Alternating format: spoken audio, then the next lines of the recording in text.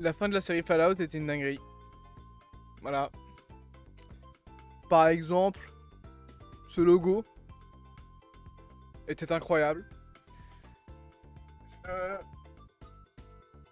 J'ai besoin d'extérioriser dès maintenant, alors que les critiques ne sont pas terminées, ce que j'ai pensé, je vais remettre le coussin comme il faut, de la série. Donc salut à tous amoureux de Transit Cinéma, si vous n'avez pas terminé la série Fallout, quittez immédiatement cette vidéo parce qu'on va parler de la toute fin de la série, donc vous risquez d'être spoilé. La fin de la série Fallout nous annonce du très très lourd et du très fortement lié à un jeu précis de la licence Fallout, New Vegas. Alors, je rappelle les faits, ce qui se passe à la fin de la série. On voit Hank, donc le père de... allez, comment j'ai oublié son nom, le père de Lucy, qui s'échappe avec la T-60 de Maximus, et il marche jusqu'à une petite ville, qui est donc celle-ci, ville qui est en fait donc New Vegas, une des villes du désert de Mojave. Donc pour ceux qui savent pas c'est quoi le désert de Mojave, c'est un désert américain dans lequel se trouve l'actuel Las Vegas. Sauf que dans l'univers de Fallout, on parle plus de New Vegas.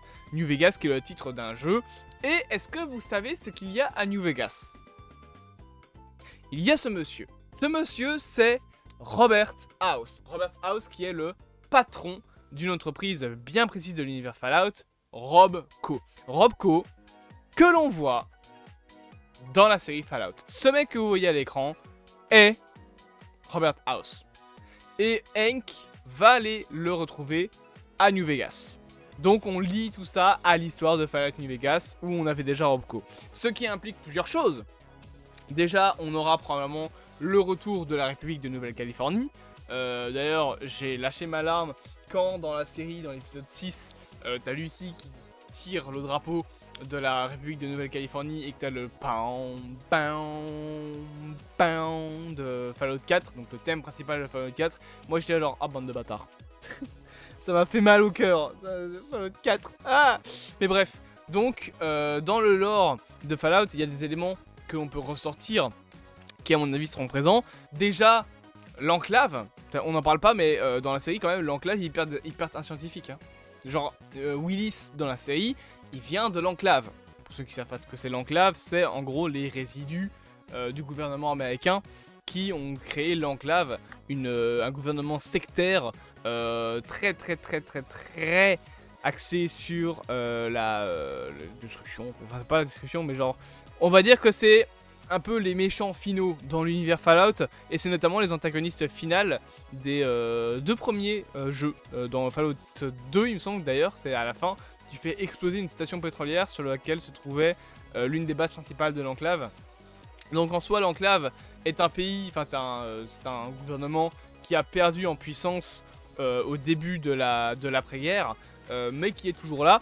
Et notamment dans la série Fallout, eh bien Willis, le scientifique, vient de l'enclave. Donc l'enclave a perdu quand même un scientifique entre temps. D'ailleurs c'est pour ça que tout le monde le recherche, c'est pour casser les couilles aux enclavaires.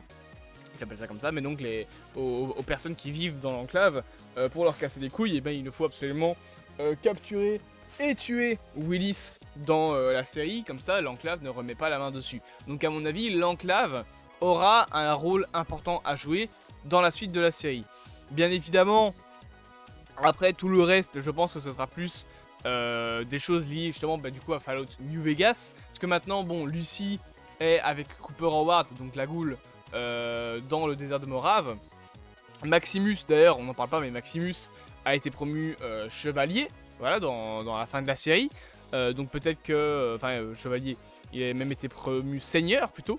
Donc peut-être qu'il va y avoir une application, enfin même un changement peut-être au sein de la confrérie de l'acier de l'Ouest avec ce qu'il a fait dans la série.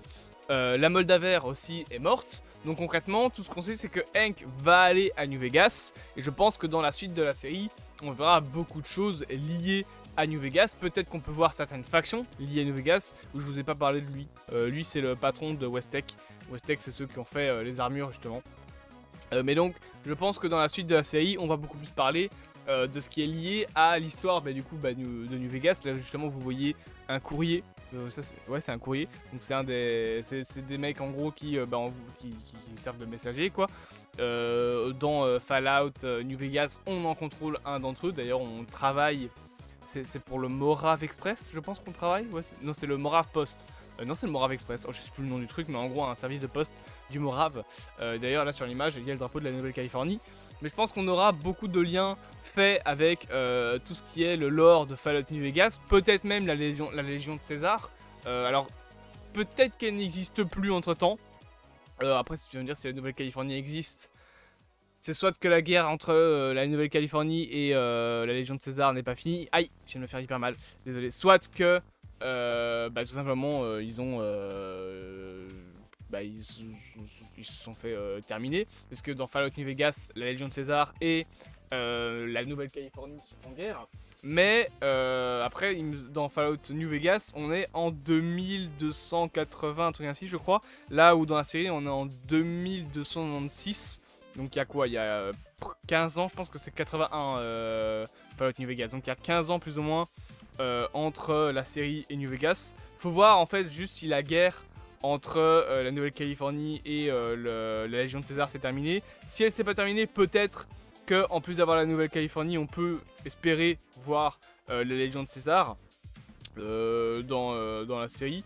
Ça peut être intéressant, je pense, de les voir, ou au moins d'avoir une petite référence qui leur est faite, parce que bon, c'est quand même une faction importante dans l'histoire un petit peu de tout ce qui est l'Ouest américain d'après-guerre. Donc d'après, bien évidemment, la guerre nucléaire, hein, je parle. Donc je pense que ça, on l'aura. Concrètement, voilà. Aussi un élément, je pense, qui serait important, c'est de parler un peu de l'implication, en fait, du Vault 31. Donc l'abri 31, qui est donc l'abri où les grands patrons et les personnages, on va dire, les plus importants de Vault-Tec et de toutes les entreprises ont été enfermés. Enfin, peut-être pas toutes les entreprises. Vault-Tec, oui. C'est là où il y a toutes les personnes importantes de l'abri. Mais par la suite, je pense qu'on aura plus d'informations et qu'on parlera un peu plus de ce truc-là, de cet énorme cocon à cryogénisation qui me rappelle un petit peu les couloirs de cryogénisation de Fallout 4, bien que c'était pas en cercle comme ça, c'était juste des couloirs de cryogénisation où tu te foutais dedans avec ton... Alors non, tu te foutais dedans tout seul, mais par contre en face de toi dans Fallout 4, il y avait ton mari ou ta femme si tu jouais l'homme, qui avait l'enfant, dans les deux cas. D'ailleurs, ce qui m'a toujours un peu fait rire, parce que si tu prends la femme dans Fallout 4, le mari a un côté très efféminé. Parce que tu sens que l'IA a pas été faite pour que tu prennes la femme. Genre, même l'IA a été, je pense, faite un peu pour que tu prennes l'homme. Et du coup, quand tu joues la femme dans Fallout 4, ça fait très efféminé la manière dont il lâche l'enfant quand t'as les mecs de l'institut qui viennent buter. C'est l'institut, ouais, c'est ça. Qui viennent buter ton compagnon, quoi. Ça fait très efféminé la manière dont il lâche le bébé. Genre, non, c'est mon enfant, pitié. Et après, bam, balle dans la tête. Mais bref, revenons sur l'univers de Fallout 4, enfin de Fallout la série. Concrètement, c'est un peu ce que je pense. Beaucoup de liens qui seront faits avec Fallout New Vegas. Et d'ailleurs, j'espère que dans les suites, on aura un peu plus de lore lié à Fallout 4 et Fallout 3. Ça peut être intéressant, notamment de revoir Boston, d'avoir Diamond City, d'avoir peut-être pas Megaton, parce que Megaton... En fait, le problème aussi principal que j'ai avec ça, c'est que tous les Fallout ont plusieurs fins. Je pense, ouais c'est ça. Tous les Fallout ont plusieurs fins. Et le problème, c'est que s'ils se lient trop à des événements des jeux, ils sont obligés de canoniser une fin. Après, tu as des fins canon, tu as des fins pas canon, ça a toujours été comme ça. Dans tous les jeux à choix multiples, enfin à fin multiples, ça a toujours été une fin qui était plus canon que l'autre. Mais par exemple, dans Fallout, par exemple, s'ils prennent un élément de Fallout 3 et qu'ils parlent de Megaton, il faut canoniser, est-ce que tu fais exploser ou est-ce que tu fais pas exploser Megaton? Sauf que ce choix est la conséquence de dizaines d'autres choix. Donc si tu décides que au final, dans ton lore, Megaton a explosé, tu enlèves la moitié de ce qui est possible de faire dans Fallout 3. C'est un peu compliqué, je pense qu'ils vont devoir au bout d'un moment faire des sacrifices et dire bon ben voilà, nous on suit cette timeline là, il y a plusieurs timelines dans l'univers de Fallout, mais nous on suit cette timeline là, on canonise ces éléments du jeu et le reste c'est du gameplay comme ça. Je pense qu'on aura, voilà, à un moment, il faudra faire des choix. Mais en tout cas, c'est ce qui, je pense, arrivera du coup pour la suite de la série Fallout. N'hésitez pas, vous, à me dire en commentaire ce que vous en pensez, à vous abonner, à partager, à liker et à commenter. Vive les terres désolées, je vous dis bien évidemment à bientôt, habitants de l'abri, et bonne chance.